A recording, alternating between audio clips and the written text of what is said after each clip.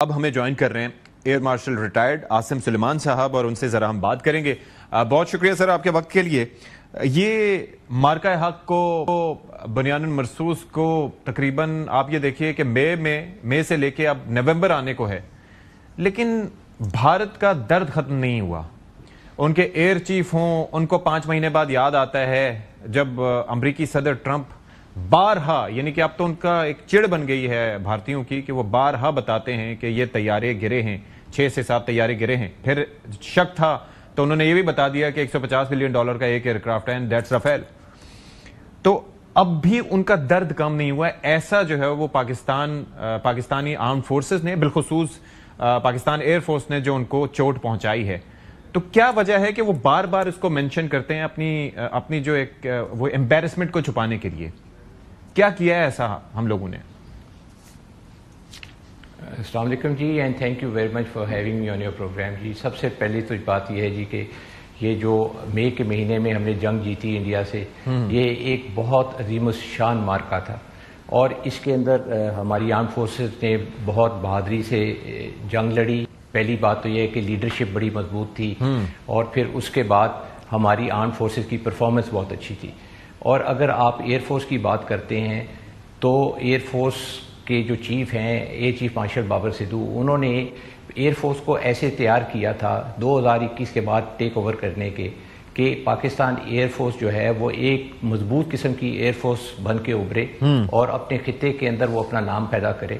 اور اس کے اندر نہ کہ ہم نے جہازوں کا بہت اچھا استعمال کیا، ہم نے ملٹی ڈومین آپریشنز کا بہت اچھا استعمال کیا. پھر دوسری بات یہ ہے کہ جی جس وقت ہمارے پریزیڈنٹ چیف نے ٹیک اوور کیا تھا تو اس وقت ہماری first look first shoot capability نہیں تھی. تو اس کو پانے کے لیے ہم نے J-10 جہاز لیے، پھر PL-15 میسائل لیے جو کہ چیمپئن جہاز تھا یہ اس سارے مارکے کا، اور پھر اس کو انٹیگریٹ کیا اپنے ملٹی ڈومین آپریشنز کے ساتھ. ملٹی ڈومین آپریشنز کے اندر انہوں نے اسپیس، سائبر، EW اور دیگر بہت ساری کیپیبلٹیز کو انٹیگریٹ کر کے پاکستان ایئر فورس کو تیار کیا، جس کے رزلٹ میں جب 6 اور 7 کی رات آئی تو ہم نے ان کے ساتھ طیارے اور ایک ہیرون گرا دیا، جس کے اندر سے 4 رفیلز تھے. اور پھر اس کے بعد جو ہم نے ان کے حال کیا 10 تاریخ کو، جو ہمارا پاکستان آرمی کے ساتھ جوائنٹ آپریشن تھا، لیکن پاکستان ایئر فورس نے اس میں بھی 34 اسٹریٹیجک ٹارگٹس کو نشانہ بنایا، جس کے اندر 16 سے زیادہ جو ان کی ایئر فیلڈ تھیں، starting from Srinagar down to Naliya نیچے تک ان کے ساؤتھ کے اندر.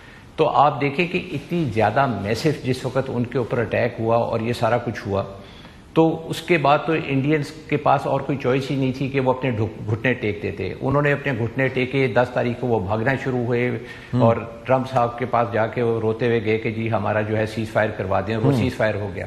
اور مزے کی تو بات یہ ہے کہ آج تک وہ مانتے ہی نہیں ہیں کہ ٹرمپ صاحب کے پاس گئے، جبکہ ٹرمپ صاحب آپ دیکھیں کہ وہ بالکل وہی نمبر 7 جہاز بتاتے ہیں جو کہ ہم نے ان کے گرائے، اور وہ ٹرمپ صاحب اسی طرح ان کو یاد دلاتے ہیں کہ دیکھو تمہاری اس وقت پٹائی ہو رہی تھی، میں نے تمہاری جان چھڑا دی.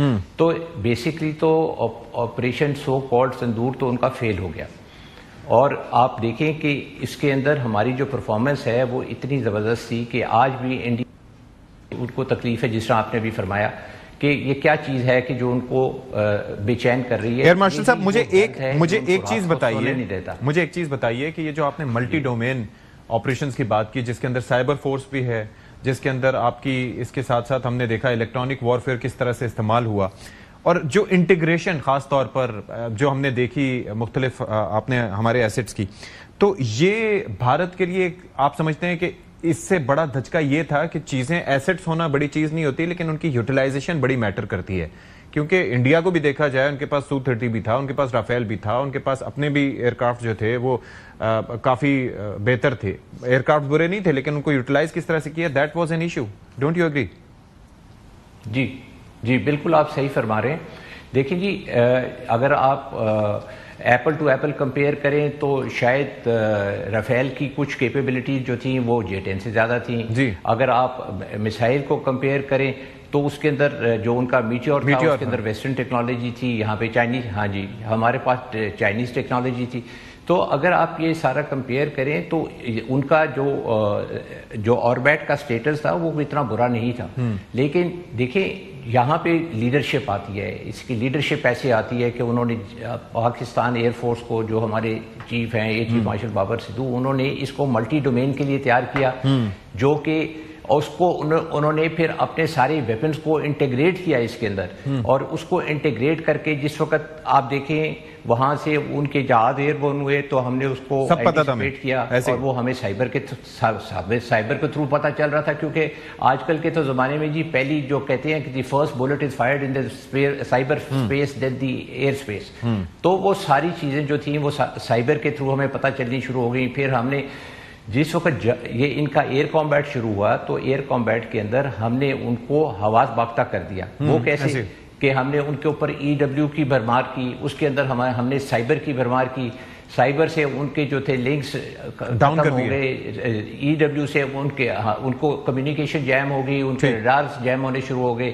پھر اسپیس آئی، اسپیس سے ان کی جو ان کو گائیڈنس مل رہی تھی ان کے جو ڈیجیٹل پلیٹ فارمز تھے اس کے اوپر، تو وہاں پہ بھی ان کو ایک چیلنج آ گیا.